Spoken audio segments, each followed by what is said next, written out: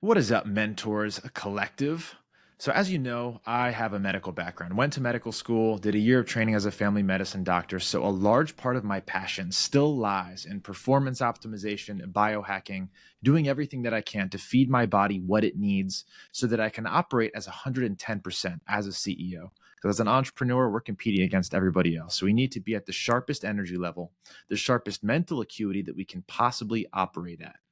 And I love to hear about and experiment with the different tools of the trade that can help do that for my body and get me to those levels. So, for this episode, we're going to be talking about one of those such treatments that I have been following for a long time and I'm very passionate about. And I've got a guest here, John Harper, who actually has his own journey of fighting through chronic injuries and used this therapy to pull through it and come out on the other side. So we're going to be talking about this therapy, how it helped you, John, how other people can use this therapy to get their energy levels back and operate at 110%. So John, welcome to the show. Thank you for joining me, my brother. Thank you. Thank you so much, Jay. Like I was saying when we first got on, your setup looks great. You obviously do a lot of great things. You get the word out. You obviously help a lot of people. And just the presentation, everything, it looks very professional. I enjoy it. I'm really going to enjoy this.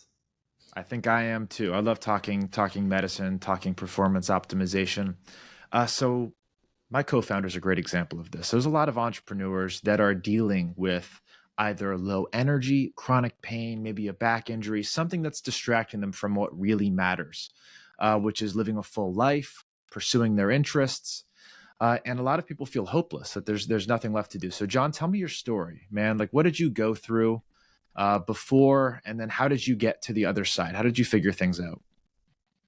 Yeah, it's a long story. It's not the prettiest of stories. It's riddled with a lot of failures and injuries. Obviously, that when you look back on it, you realize that is the value that life gave you to be able to go forward, because nothing's easy, nothing should be easy, and if something is great, and if something's worth doing, it should be hard.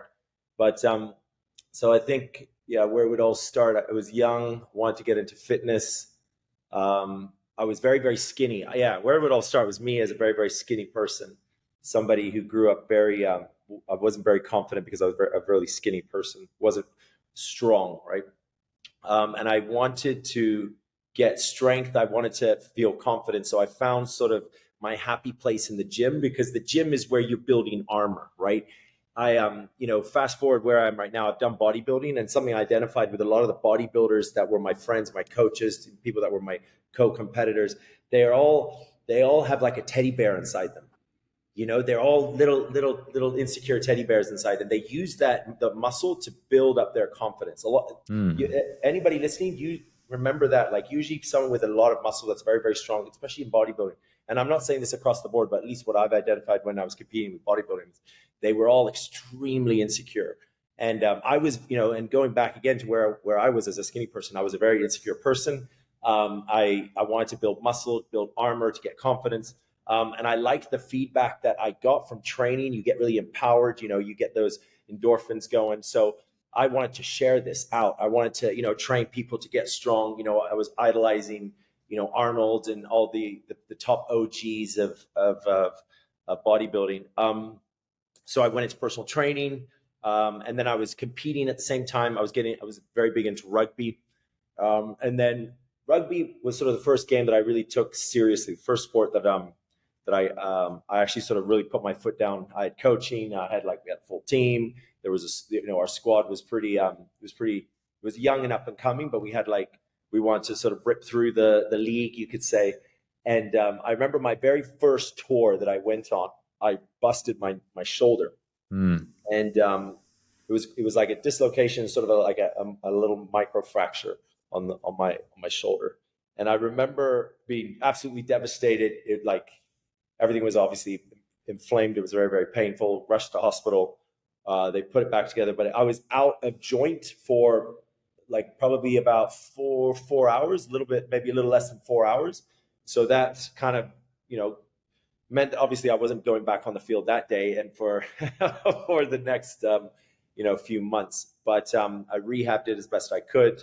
I would put braces on it and everything. But then going back into the game, I remember I played only like a few other games. I think I only played like 2 or 3 games, and then I busted the other shoulder, and that just meant that I was like, okay, I can't play rugby anymore, Oh which is man, obviously a that's sport that I tough. love. And As an you're elite with all athlete, your getting an mates, you're with all injury your like that, I buddies went that through it play myself. rugby, and It's a whole there's that identity shift, that so culture that of can be rugby tough is to deal very, with, everyone for likes to take sure. risks. Yeah. Yeah. So there's this whole like harden up kind of attitude. Then there's also like rugby. Obviously, at a professional level, there's a lot of good strength and conditioning coaches, a lot of good recovery. But I think when you're climbing to that on the way, the attitude is very much just get out there and deal with it, Yeah, which didn't really work for me. I just kept sort of getting injured. It just wasn't rehabbing well enough. So I quit rugby. I went on into CrossFit, and CrossFit at that time was up and coming. It was the latest trendy thing to do, and it was all about competing. It's like it's a workout, it's in the gym, it's barbells, and it's all of that, but it's done in sort of a sport concept. There's a sports structure to it. So I remember doing CrossFit pretty. I got really into it because obviously there's a lot you can manage when you're playing rugby. It's extremely dangerous because you can get hit from any side. You can't really, if you're not really good at controlling your falls, there's a lot of injury risk. Whereas I thought, sure. okay, playing rugby, if I'm doing CrossFit, I can really manage myself better. I can be a little bit more careful. I can ensure that I'm not going to get injured. But Funny. CrossFit, I feel like, doesn't have that reputation. Like, I'll just do CrossFit. That's much safer. yeah, CrossFit's like, all right, let's pack as much weight onto these things and slam them up and down as fast as we can. Use your back. that's What? it. It's so these workouts sometimes you wonder like is this isn't humanly possible, but I Right. think that's the whole culture is like excelling and doing military level work, right? So of course you get really addicted to that. You get really addicted to the feedback it gets from everybody else. They're all like, wow, that's the impossible, you've done it, right? But I remember, with that, just like we were saying, when you're squatting, you're throwing weights on your back, you know, you're doing high load, high reps, and you're trying to, pushing your limits. The whole idea of CrossFit is to always be excelling in your limits. You're not really ever sort of maintaining or flatlining. At least when you're competing, Right. you need to be thinking about the people that you're competing against, and you need to always be, you got to be doing better. But I got a really bad left knee. Like I can't tell you exactly what. I never actually got it diagnosed fully, but it just basically my knee was just like stopped working. I would be in a seated position just like this. I would be for say 10 to 15 minutes, and it would just really hurt just to be in a seated position. I could never have the knee bent for an extended period of time. I had like deep heat cream that I would keep with me, and I would put a lot of heat on the joint. I would try to lubricate it, get the blood circulation going to stop the pain, and I would have to extend my leg. It just meant that taking a taxi, taking a plane was always very very difficult if you have to sit in a seated position.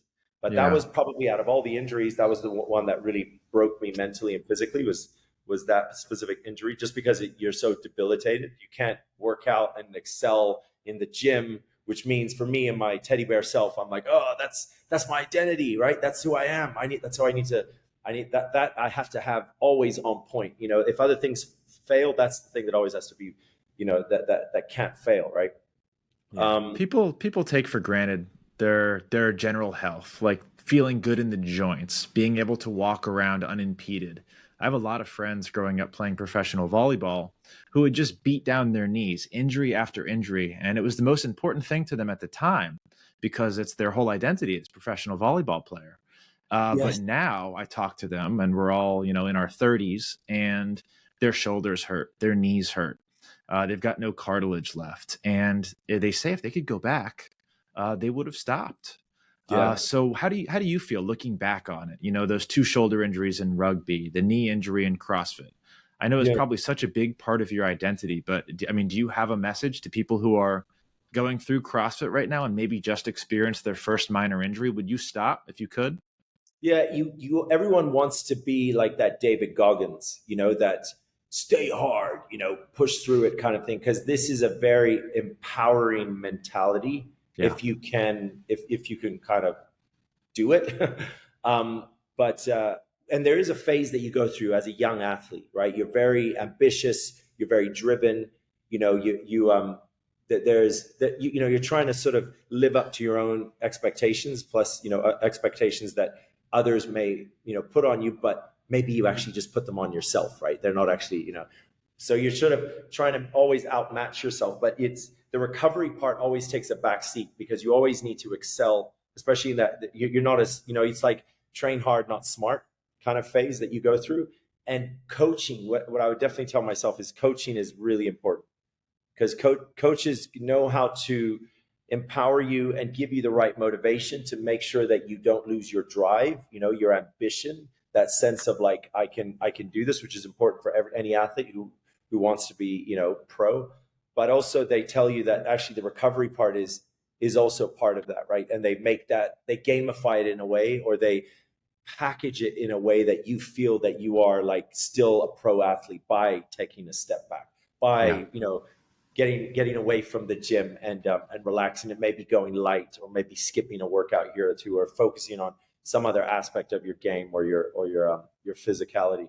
But Yeah. And I just to didn't. add to that, years in professional sports, you might agree, you might disagree.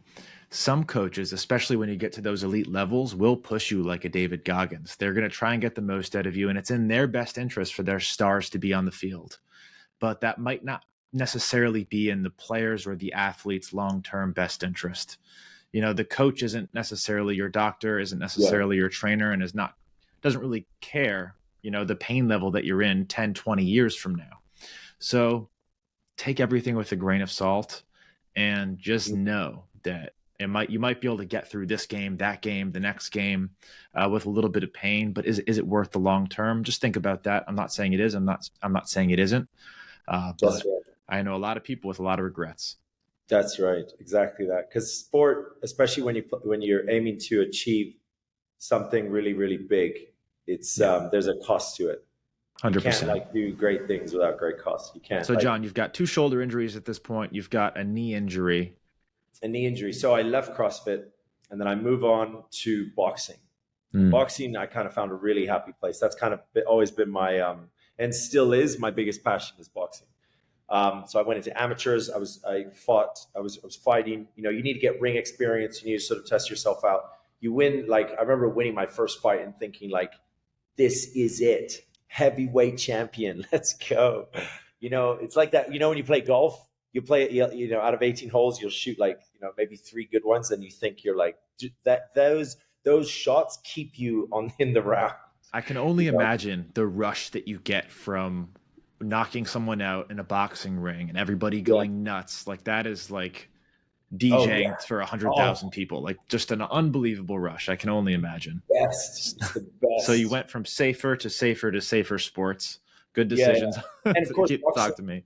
Yeah, boxing you can control. You can see the guy; he's trying to take your head off. But at least you like, I can see you. Like, yeah, I know exactly what you're trying to do. Whereas again, with rugby, that people are coming at from all angles, right? And you may misread a move or a play, and that's when you get cut. You get smacked down. But with boxing, you're like, I can advance. I can deep. I can go off my back foot for a bit. I can rest. I can sort of walk around the gym, the ring, right? But after years of getting just hit in the head a lot, I had what my doctor said was I developed a tumor in my head due to micro traumas that were from the nose. When you keep hitting the nose, there were just micro traumas in my head. So the tumor was about the size of my thumb, and I was like, "Is this serious?" And he was like, "Well, yeah, you have to get it taken out, or else it's going to go into your brain. It's not like it's not a benign tumor or anything. It's just growing and it's going to your brain. So let's take it out." Whoa. So I scheduled a surgery, had the surgery, but he said, like going forward, try not to have any more. Don't do sports where there's a lot of impact, right? Because especially in your brain. So that's when I had to leave boxing and I went into bodybuilding, which I did quite well in bodybuilding and I enjoyed it it was about a year, but there was no rivalry. When there's a rivalry, there's like it's our team versus that team, or if it's you versus the guy in the ring, there's a story there, and Yes. this story is what you feed off. Whereas with bodybuilding, you may be trying to beat the guy, but at the end of the day, it's down to the judge. And the judge is like, I like his calves better than yours, you know, and you're like, come on, I like my calves. Leave me. Right. He posed a little bit better. Yeah. Crazy sport. I still don't fully get it, but very interesting. Yeah. Yeah. Yeah, each to their own, but I really thrived off boxing. But then after I went, you know, not being able to fight, I went into promotion and I actually built my own boxing event, which I actually did quite well. And actually, to this day, it's something that you know, I may be able to do an event maybe this year. But I did 37 events in, I think this is our 8th year, and that's just basically when you create an event, you're a promoter. You have like you know, you have a company where it's like as a promotion, I'm going to bring these two people to fight each other. There's the matchmaking side, there's the sponsorship side, you know, there's the media side, there's the charity side, which I was very big on. You know, I was like, let's have something where you can, you know, you can give to charity and create something that raises awareness for a certain cause. Yeah, I love that. Super entrepreneurial. And you did that for Yeah, a while. That's great. yeah, I loved it. The first event I remember was like a sellout, and it was the talk of the town, and everyone was like, "When are you going to do the next event?" And it just came, you know, just the community saying like, "Do another one." I kept it small. I didn't try to grow too fast, so I kept like the spaces, the arenas, like always, you know, something very manageable, and I sort of let it grow slowly. And as it grew, people just wanted to be part of it because it was cool, it was fun, it was new, you know, it was sexy. You know, it was something that like everyone was like, yeah, you know, I went to the boxing event, or I sponsored a fighter at the boxing event, or I contributed to the charity at the boxing event. It created stories that kind of drove up the promotion and kept it going. Well, it sounds like, why did you stop, if you don't mind me asking? Oh no, I mean, I don't intend to stop. It's just Good. since focusing on LumaFlex and pushing this brand. Yeah, let's get back to your recovery. So Yeah. you enter bodybuilding. Are there any more injuries after the knee? No, I mean, there's all the other injuries was very, very small injuries, like Yeah. you know, very, very something I wouldn't really cry. You know, I wouldn't call my mother about. Got it. So were you struggling with these injuries for a while, with pain in the knee, stuff like that? And then what solutions did you try to get out of pain Like before finding for the something that worked? yeah, like the knee was the big one. That was the one that I would try everything. We go to surgery? I don't like doctors. I'm scared of hospitals. You know, you're trying to obviously ice it. How much? What kind of ice contraption can I buy that I can put into the freezer, use it anytime? Are there special ointments? You know, acupuncture, all of this. But where red light therapy came in was actually started at the knee injury, and it was introduced to me by my wife. And my wife, she was like, "You got to try this light, this lamp." And it was this long, gross, cumbersome, heavy lamp with a big weighted base. And the bulb was this, like, it was almost the size of my head, this big red bulb. And the bulb would get really hot. It would get extremely, extremely hot. And I thought that it was the heat, like, because my wife's Chinese. So I thought it was this feng shui medicine thing, you know, like this special thing, you know, that I was like, okay, I'll do it just to make you happy. I'll do it. She was like, 20 minutes every night. You do it before you go to bed. And Worth it a was shot, right? yeah. And I was like, yeah, if she believes in it, you know, I'll do it because, you know, this is something that obviously she'll, you know, you don't want to be the guy that's like, no, I don't agree with you. Just like, okay, I'll do it to make you happy. So Right. I would put my knee up and I would put the bulb like, you know, that I would sort of angle it at my knee and it would get really hot. And I'd play this game where I would like get the knee up to the bulb and sort of try to withstand the heat. Yeah. And then I'd have to move it away. And I just kept doing this every night, 20 minutes, every night. I had a little timer, it would like turn off. So I was like, I'm done. And she was like, good, do it tomorrow. But I remember after about a week, it didn't stop hurting anymore. And how I knew that it was when I would be in a seated position. I wouldn't have that pain where I'd have to stand up and straighten my knee and, you know, and start massaging it and putting deep heat on it. I didn't need to do that. And after the second week, I stopped using the lamp. We like gave it to her grandfather or something. We got rid of it. But I was interested in what that was, and seeing like how could this device be just easier to use, because it was such a headache to use it. So obviously find out like, oh, it was actually the light. Oh, the heat was just put into this lamp. It was very, very cheap lamp. So the heat was more the old technology.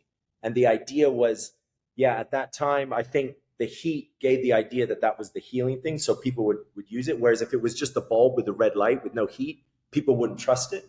You know Mhm. how sometimes people are like that, like you have to the heat, especially in Asian culture, they think heat heals, right? In Western culture, we believe like we believe in ice, cold. In ice, it's like heat therapy and cold therapy, right? Um, but I remember like thinking like, how can we create a device that would be exactly the same, but just easier to use, and it was something more adapted to me as a competitive athlete. And that's where the whole journey led to Lumaflex, which is the portable red light therapy device with red and infrared light. Love that. Bang. And just to kind of add some medical context to red light therapy, this has been, proven in medicine forever. Red light saunas, they just did a massive study in the Nordic countries, massive decrease in the risk of cardiovascular disease. I have a red light face product. Red light increases circulation, and there's a lot of downstream benefits of red light therapy. So, for people who are using it for joint issues, huge. Skin issues, huge. If you want your face to look great, awesome. I've never seen a device specifically designed for the joints, but it makes a lot of sense. Yeah. Uh, Most of the devices that I've encountered for like the body and the joints are just like big, bulky lights, and you have to like sit in front of it in a specific way. Yeah. So very smart. Tell me about the device, who you designed this for, and yeah, I'd love to hear about the entrepreneurial journey since starting it. Yeah, I mean, it's great to have people like yourself with a very strong medical background endorsing this, because you send out such a strong message to people like the younger me, for example, that wasn't so ready to uptake this. I always thought like just deal with the pain, maybe take some creselazine or like glucosamine or something, like just pop some pills. Yeah, That's what joint the bodybuilders do. supplements. That'll work. Get some deep heat on that and just grin and bear it kind of thing. So that obviously I really rely on the research and the medical backgrounds of scientists and people like yourself that to help sort of spread the word, to provide that actual clean data, right? To give all the backing, whereas I'm coming more from I was an aggressive athlete that just wanted to win, just always wanted to be the best, to go pro, to raise, to be raise his hands in the ring. And but yeah, that didn't happen. But yeah, this is a silicone panel. So the LumaFlex Body Pro, the one that I have here, it's a silicone panel. So this can mold to shapes and into joints and muscles. So this is where you can put it around your knee, your ankle, your elbow, your shoulder. So it molds, and you can maximize the amount of treatment to an affected area, because you're really getting the light. And obviously you have to put this onto your skin, but it really gets all the light concentrated to that affected area. And this one in particular, the Body Pro, comes with a spare battery. So it's more the pro version for the pro athlete, or the aspiring pro athlete like myself. And yeah, it's basically fully waterproof. Oh, I Yeah, love it's that. So something. talk me through the business model so far. Where are you selling it? How are you manufacturing it? And what is your mission? Who are you hoping to impact through this device? Yeah, I mean, yeah, all of these sort of questions that you have in your head when you launch a business, you think they are clear, but what you got to learn quickly about business is that it's never easy, right? And you always have to adapt, you always have to modify, you have to adjust your strategy, Oh change yeah. your audience, change your messaging, change your brand, even you have to change everything. And you have to be willing. You can't really hang on for to a certain sort of process or a certain sort of strategy. If it isn't working, you can't hang on for two. You have to be very quick to change and implement a new strategy and go somewhere else, because time is money, right? And there's costs, right? Costs are always accumulating. So the original idea was to launch the Body Pro to the pro athlete, right? To someone who definitely like the CrossFitter, let's say, or the NBA player, right? It's fully waterproof and tested in all temperatures and environments. You could use this in anywhere and everywhere. It's something a Marine could have in their bag and go out to war with, right? The joke in the company is like, I'm trying to make this so durable that I need to make it waterproof. I need to make it bulletproof. But that didn't quite take off, because given the cost of having a device that's fully waterproof, every single component needs to be waterproof. And Right. when you have a supplier, you have suppliers that provide different components. You're putting it all together. There's a testing protocol. It comes out with a very high cost. So 689 is what we charge for the Body Pro. But what we found, a few months later down the line, and when we launched again in January at the CES January 9th, we launched a dumbed down version. I don't have one here with me, but it's exactly the same as the Body Pro, except the battery doesn't detach, so there's no spare battery, and it's not waterproof, but it's water resistant because it's a silicone panel. And that one, with a price of $399, actually is actually going much better. Oh, there's actually one right here. There's one right here. So this is the LumaFlex Essential. So this is the one that really we pivoted, halfway into from where we are halfway into our launch, and this is the one that's really appreciated by the larger community. It's not like I said, it's not waterproof at all. The battery doesn't detach, but it has all the same red light therapy. And that's what people were telling us when we created the brand was, we love how awesome it is. It's the ultimate portable unit, but maybe it's good to have an option where it's cheaper and you just get the same red light therapy. So the Essential is sort of where we made our pivot. Obviously, there's still a place for the Body Pro where having a spare battery, this can go into a gym, for example, where the trainer, he has the device that he uses as treatments as part of his training service. And then this can be the device, the Essential can be the device that's actually resold in the gym. So, looking at where, I want to progress as a business is we've got most regional distribution covered outside the US. We're doing quite well in, Australia, Dubai, Asia, Europe and Mexico, Latin America. All these countries are opening up. But I really want to focus on the US and build a reseller and retail network and offer them not just these products, but I've got other products on the line. I do want products to be following that portable idea where everything needs to be, adapted to your life, not you adapting to the product. The panels I think are very good products, but having to stand in front of a panel, right, doesn't really work every day. Sometimes it doesn't feel, I don't know, it depends if you are, you can meditate in front of it. That's true. If it's part of your meditation practice, that's good. But I always want something that I can throw in my bag and use on the go. And then I think a lot of people like that. They want something that's a little bit more tailored to how they live their lives. So that's, and it's specific. You designed this because you had a specific joint injury and you needed red light therapy for your knee. So there's a lot of people listening to this who have a bad knee, who have a bad shoulder, that just want to isolate the treatment on that specific problem area. And for those people, I would say, yes, the big Juve lights are probably not going to be the answer. The more targeted therapy is probably the answer. It's going to be much easier to get a good clinical dose of that red light if it's directly on the problem joint. So definitely a great innovation there. Now, let me ask you, John, what is the protocol? Say I have a bad knee and I pick up one of these products. How often should I use it? How many minutes should each session be? So I built in into both devices, I built in a 10-minute timer into the battery. So when you turn it on, it will turn off after 10 minutes. And from what I've seen with all the, almost a year launched, I've seen so many different kinds of pain from so many different kinds of people, different levels of pain and different levels of recovery response. And I always try to keep it safe and make sure that you're sort of following a regime on a daily basis that can completely eliminate your pain. So I always encourage people, if you are suffering from some kind of pain, even if it's very, very serious chronic pain, aim at the pain, aim it at that area, and do at least 4 times a day, 10 minutes each time, and do it up to 2 weeks. Like invest in, a time that where you're really, just like me, where it was about 2 weeks for my knee. Invest in the time so that you can actually get the recovery. I know a lot of people, they'll say, oh, that takes long. And I know other people that say, oh, that's actually quite short. So everyone's very different. It all depends on how invested you are into trying it out at the beginning. Because once you try it out and it starts to work, then you're going to be stuck on it, right? But what I find with red light therapy when it comes to pain management is where I find that there are, issues is when people just simply want to try it. It's like, oh, this is pseudoscience. I don't know if there's much clinical research that backs this up. And, I didn't really feel it right away. Am I supposed to feel it right away?